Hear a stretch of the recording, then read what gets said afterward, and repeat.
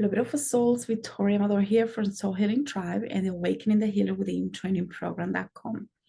Today, I want to talk to you about, well, I actually recorded this yesterday and it disappeared. Apparently, I didn't hit the button or something happened, but it disappeared. So I want to go back to that conversation. And the conversation is about diving deeper into why some people have to sleep with the lights on, why it's convenient for them, and the spiritual reasons why this happened. And I know a lot of people are very confused about why am I afraid? Why is this happening at night?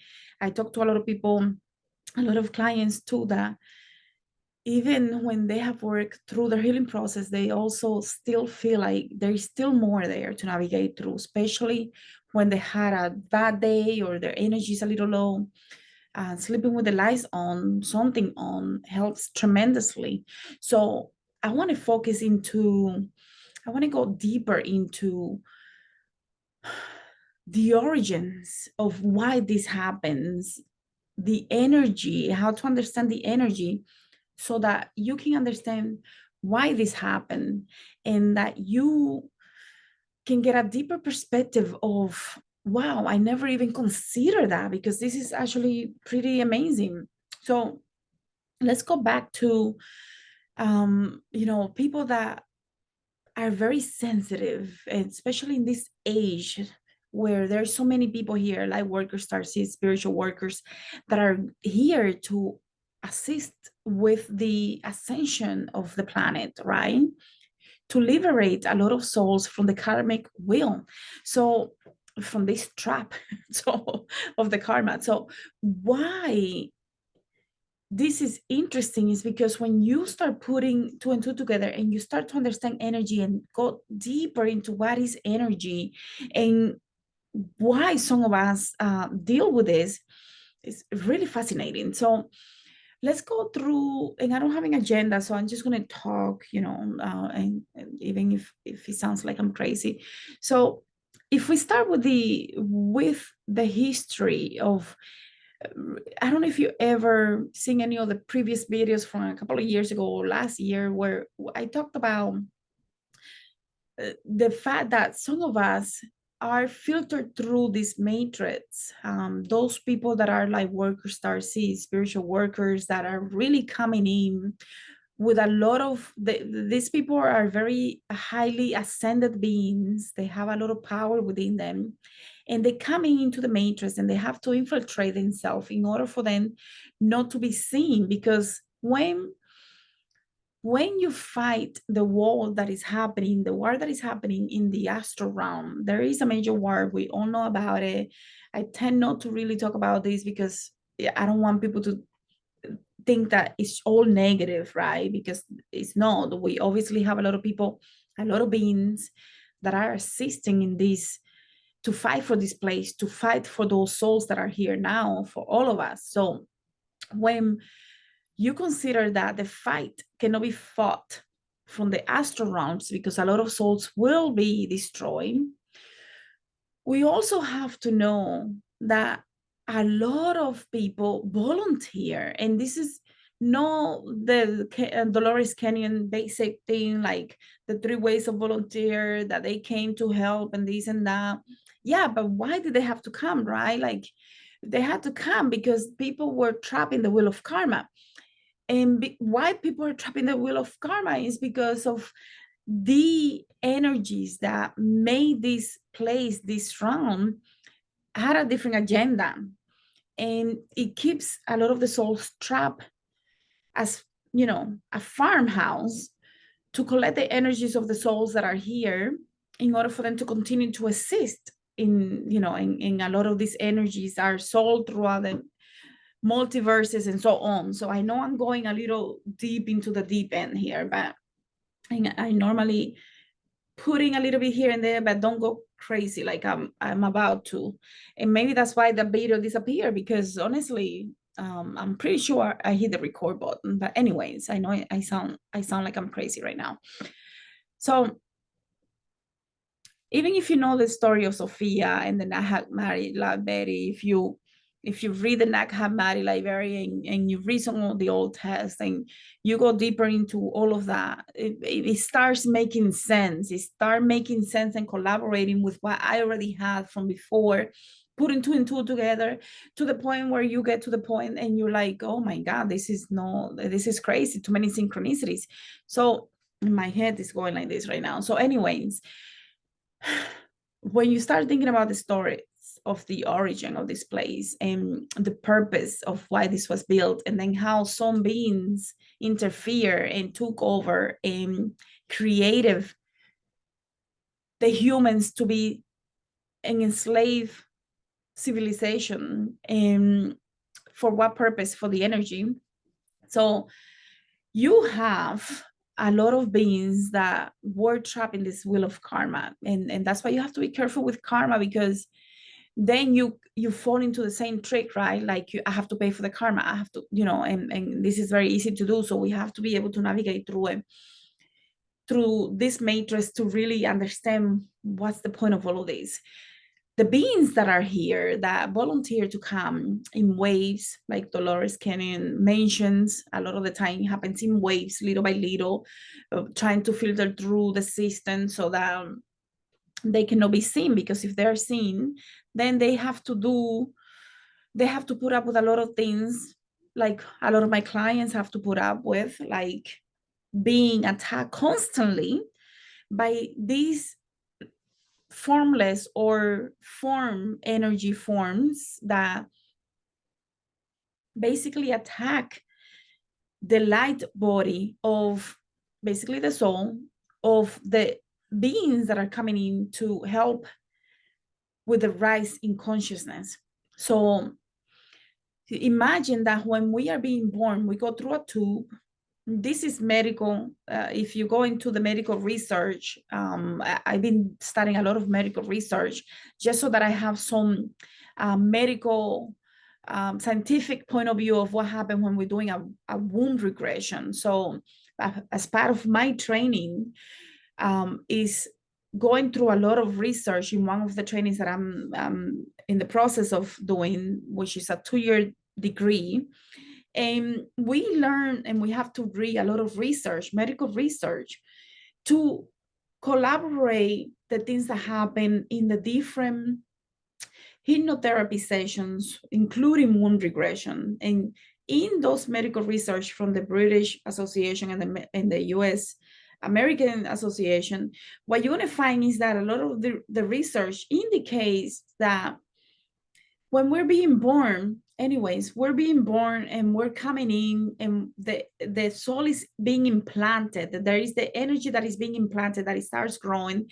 And then up to year 7, the full soul is in, right? Is anchored in. It takes about 7 years for the soul to come fully in, and the brain to form, and everything else to form, all the things that we know about that makes us who we are, and all the things that we go through to develop the mind, right? And the brain and the body takes about 7 years. So one of the things, though, is that when we're coming in from the spiritual point of view that collaborates the medical point of view, is that when we're coming in through the tube, that cord that is connected to your mother, right? To the placenta. You're coming in through that tube. It feels like a tube. When we're in regression, sometimes people say it's like a tube or it's formless. I can see that I'm going in, and I anchor myself there in my mom's belly.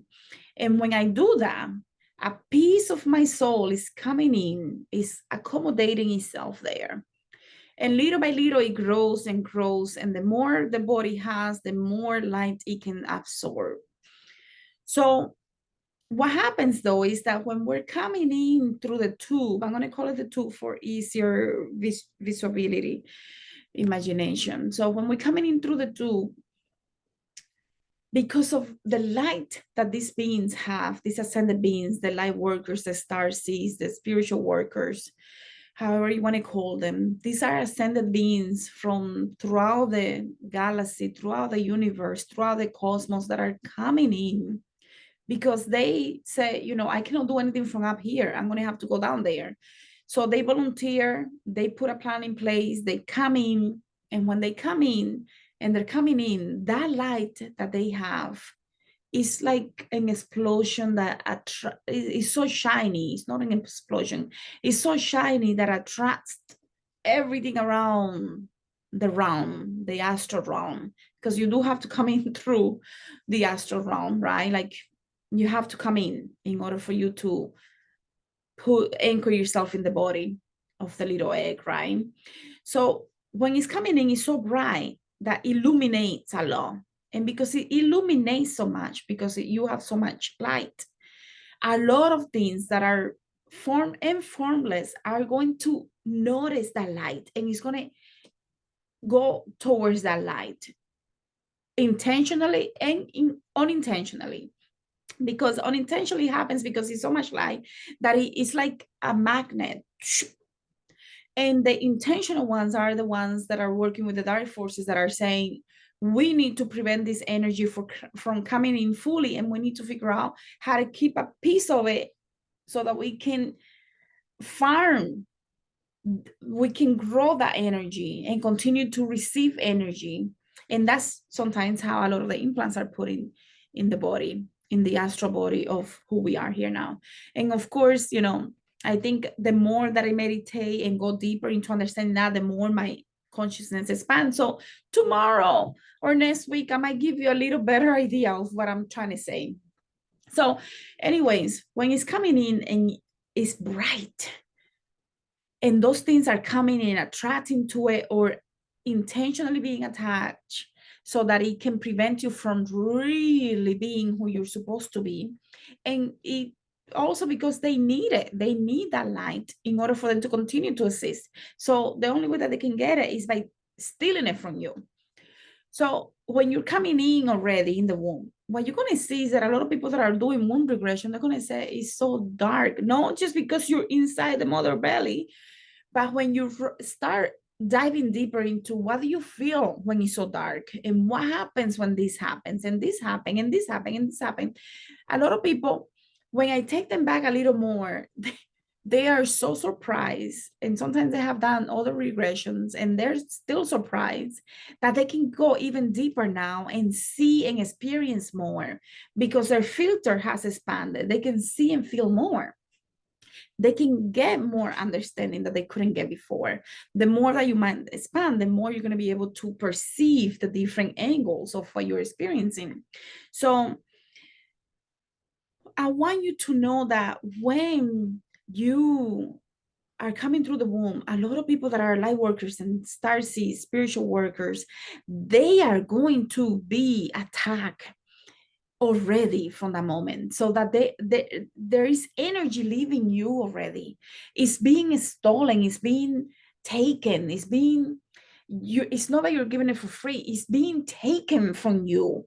And even though you knew before you were coming that you had to do this and that was going to happen, because unfortunately those things know how those other beings come in. So the more energy that you show, the more energy that is going to attach to you. So that's why sometimes people say, how can I have so many spirit attachments? Well, it's because the more light that you have, the more attachments you're going to attract. So when you go through your healing process, you're going to start letting go of those attachments, because you're going to heal the things. It's almost like, imagine that you are this magical, like the sun, very shiny, very sparkling. This is you. And when things see you, they're going to come and attach to every part that they can.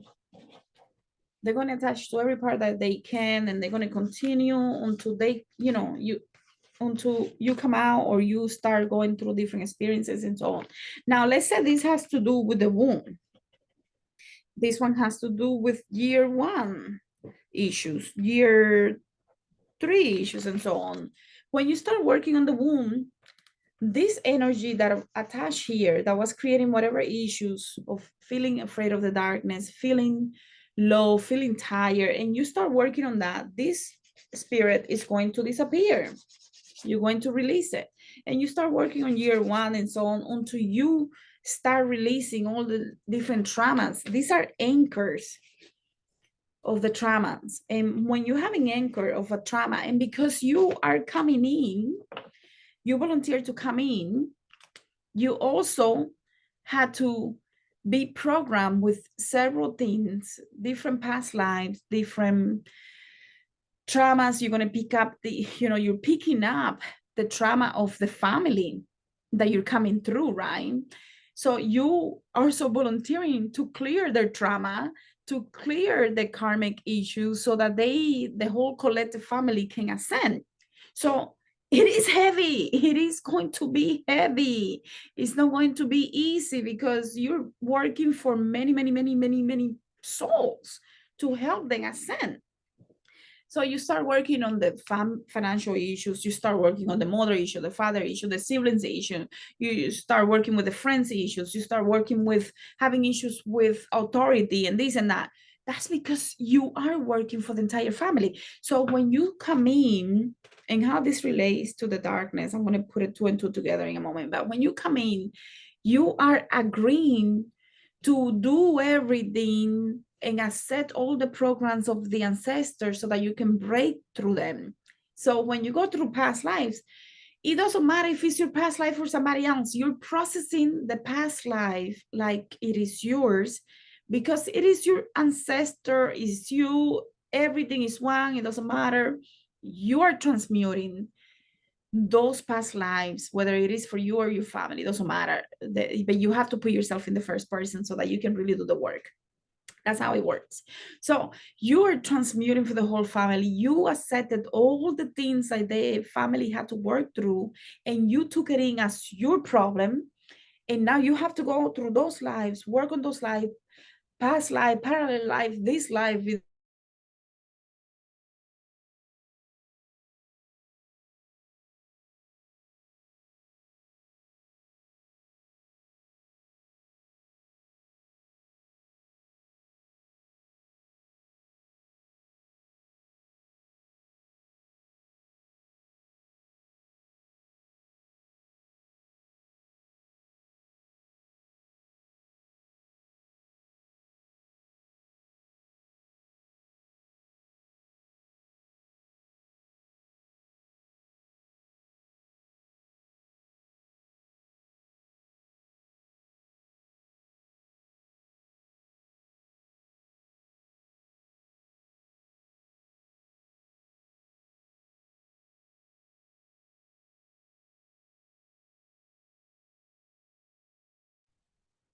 Is disconnected. I don't know how much, if I lost it, if I lost the video or no, but hopefully I didn't, because this is the second time that I'm trying to do this, and I'm telling you something, there is definitely interference. So anyways, when you come through and you're going through the darkness, you're already understanding how the darkness works. You already know how they work. So your soul knows that at nighttime, when it's dark, those things are more powerful. They have more energy within them to do things, to manifest, to observe. And you're merging because you are very powerful. You can feel and sense and even see and hear. So even though you physically might not know that that's happening, your soul is letting you know, this is what they're saying, this is what they're looking, this is happening.